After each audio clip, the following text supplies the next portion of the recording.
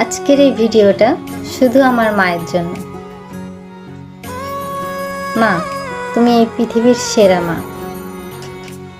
সারাদিন পরে যখন তোমার মুখটা দেখি তখন আমার সব ক্লান্তি দূর হয়ে যায়।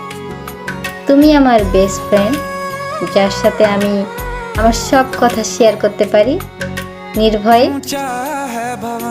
যে আমাকে সব থেকে বেশি বোঝে সে হচ্ছে তুমি।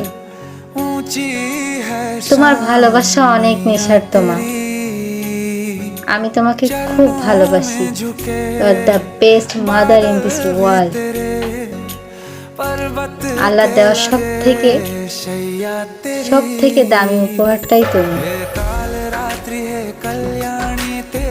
আমি তোমাকে পেয়ে ধন্য মা। I love you so much.